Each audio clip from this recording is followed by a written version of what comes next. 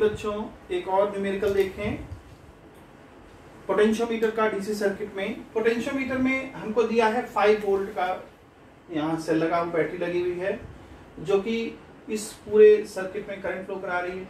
हमने यहाँ एक रेजिस्टेंस R लगा रखा है 480 ओम का। ये जो ईएमएफ है ये 5 वोल्ट की बैटरी एक रेजिस्टेंस 480 ओम के रेजिस्टेंस से सीरीज में अटैच है और ये वायर AB है जिसकी लेंथ 10 मीटर है और इसका रेजिस्टेंस 20 ओम है। देखिए ये आपको समझना पड़ेगा क्वेश्चन में क्या लिखा है और क्या चीज हम समझ रहे हैं। जो लिखा है उसको ध्यान समझेंगे तो आपको समझ में आएगा कौन सी चीज क्या दी गई है। ये तो मैंने लिखा हुआ है पढ़ के क्वेश्चन, तो आप देखेंगे उसमें क्वेश्चन जो है उस हिसाब से आप पढ़ेंगे इसको।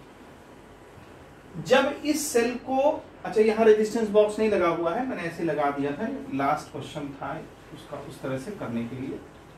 जब इस सेल को हम गैल्वेनोमीटर के थ्रू नल पॉइंट में इसको अटैच कर, मतलब AB में जब हम किस पॉइंट पे इसको लाते हैं तो नल पॉइंट हमको मिलता है 6 मीटर पर।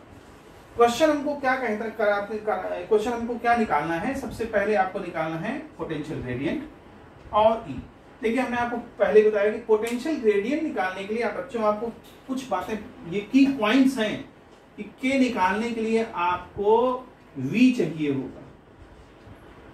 ऐसे याद रखें, K निकालने के लिए आपको V चाहिए होगा, V निकालने के लिए आपको I चाहिए होगा।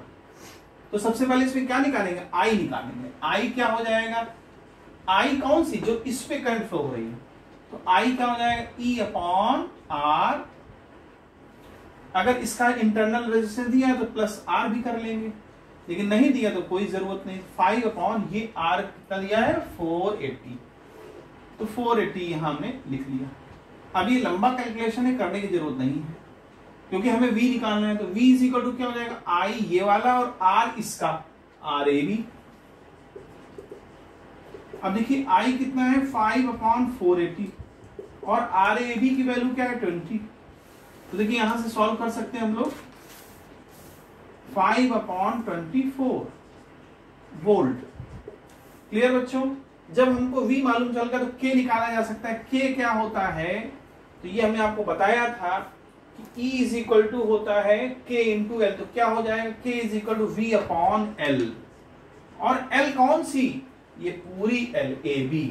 और V हमारा कितना आया बच्चों? 5 अपॉन 24 और अपॉन टोटल लेंथ कितनी है हमारी? 10 मीटर।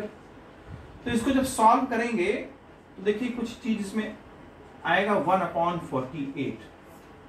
तो जब आपको K निकालना होगा तो इसको डिवाइड कर देंगे, आंसर आ जाएगा। लेकिन हम इसको अभी जो है नहीं निकालना चाह रहे हैं क्योंकि हमको E भी निकालना है दूसरे क्वेश्चन में। तो एक पहला तो आंसर ये आ गया। दूसरा हमको क्या निकालना कह रहा है? E निकालिए। तो E यानी इसका E बराबर क्या हो जाएगा? K into L। L कौन सी? जिस पॉइंट पर ये बैलेंस हुआ है। K हमको मालूम चल गया और L हमारे पास कितना है? 6। तो 6 से डिवाइड करेंगे 8 टाइम्स हो जाएगा, तो 1 अपॉन 8 इसका क्या आ जाएगा? वोल्ट